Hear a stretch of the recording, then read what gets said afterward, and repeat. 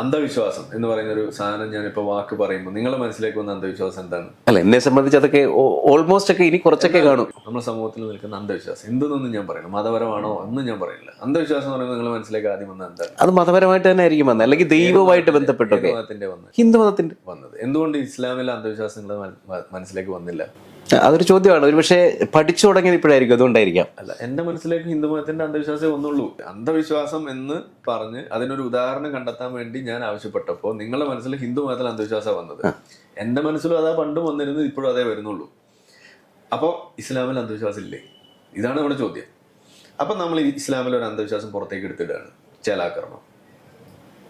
ഇത് പുറത്തേക്ക് എടുത്തിട്ടാൽ ഇതിനോട് എങ്ങനെയാണ് സമൂഹം പ്രതികരിക്കുന്നത്? മതപരമായി തന്നെയാണ്. അപ്പോൾ ന്യൂസ് ചാനലുകളിലടക്കം ഞാൻ നേരിട്ട് ഇപ്പോൾ മാതൃഭൂമിയിലൊക്കെ നടന്നൊരു ചാനൽ ചർച്ചയിൽ ഞാൻ ചോദിച്ചിട്ടുണ്ട് അവരോട് നേരിട്ട്. അപ്പോൾ അത് ഭരണഘടനാപരമായ ഒരു അവകാശമാണ്, അതിനെ നമ്മൾ ചോദ്യം ചെയ്തെന്നാണ് പറഞ്ഞത്. ഓക്കെ, എന്താ ചേലാക്രമത്തിന് മാത്രമേ, ആ അന്ധവിശ്വാസത്തിന് മാത്രമേ ഉള്ളൂ ഭരണഘടനാപരമായ ഒരു അവകാശം? ഹിന്ദു മതത്തിലെ വിശ്വാസത്തിന്റെ ഭാഗമായിട്ടുള്ള ഒരു അന്ധവിശ്വാസം അതിനെ എന്താ ഭരണഘടന ബാധകമല്ലേ? അപ്പൊ നമ്മുടെ മുന്നിലെ സമൂഹത്തിലുള്ള ഒരു പ്രശ്നം എന്ന് പറഞ്ഞാൽ അന്ധവിശ്വാസത്തെ നിങ്ങൾ എതിർക്കും. അത് ഹിന്ദു മതത്തിലെ എതിർക്കും, ക്രിസ്ത്യാനിറ്റിയിലെ എതിർക്കും, ഇനി വേറെ വല്ല ഉഗാണ്ടയിലെ മതം വേണമെങ്കിലും നിങ്ങൾ എതിർക്കും. പക്ഷെ ഇസ്ലാമിൽ വന്നു കഴിയുമ്പോൾ അത് വേണ്ട.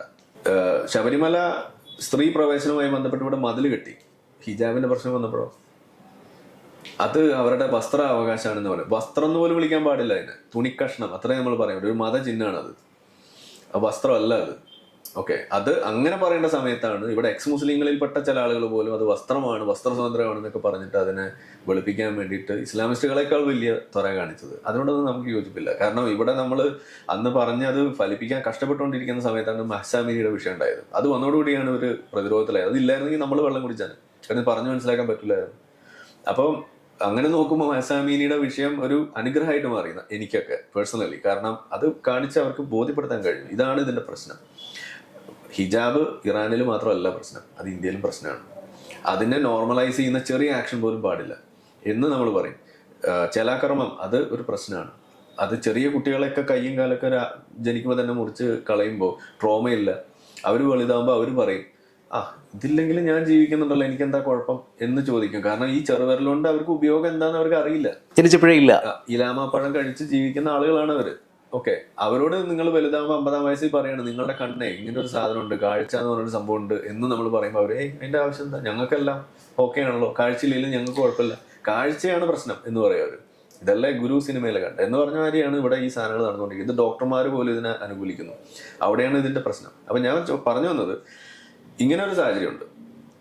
അപ്പോൾ ഈ ഒരു അവസരത്തിൽ നമ്മൾ ഇതിനെ എതിർക്കാൻ വേണ്ടി മുന്നോട്ട് വരുമ്പോൾ പൊതുസമൂഹം ഇതിനെ പൊതിഞ്ഞു പിടിക്കുകയാണ്.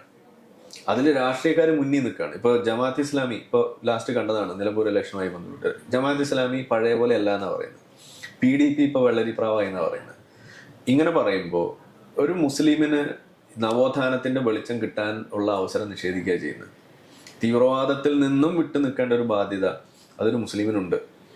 കാരണം ആ ആശയം അതുപോലെയുള്ളൊരു ആശയമാണ്. അപ്പോൾ അതിൽ അങ്ങനെ നമ്മൾ പറഞ്ഞു കൊടുക്കേണ്ട ഒരു അവസരത്തിൽ അവരെ കൂട്ടുപിടിച്ചിട്ട് വോട്ടിന് നിൽക്കുമ്പോൾ ഇതിനെ ലെജിറ്റിമൈസ് ചെയ്യുക ചെയ്യുന്നത്. നോർമലൈസ് ചെയ്യുക എന്ന് പറഞ്ഞാൽ പോലെ ഇതിനെ ലെജിറ്റിമൈസ് ചെയ്യാണ് ചെയ്യുന്നത്. അവരുടെ മുൻ ചെയ്തികളൊക്കെ അങ്ങ് മായ്ച്ചു കളയുന്നതിന് അവസരം. ഇനി മുൻ ചെയ്തി എന്ന് പറയാനും പറ്റില്ല. PDPയുടെ നേതാക്കൾ ഇപ്പോഴും ഇപ്പോഴും കേസിലാണ്, ബാംഗ്ലൂർ സ്ഫോടന കേസിൽ. ഏറ്റവും പുതിയ വാർത്തകളും വിശേഷങ്ങളും വിരൽത്തുമ്പിലറിയാൻ സീ മലയാളം ന്യൂസ് എല്ലാ ഡിജിറ്റൽ പ്ലാറ്റ്ഫോമുകളിലും ലഭ്യം.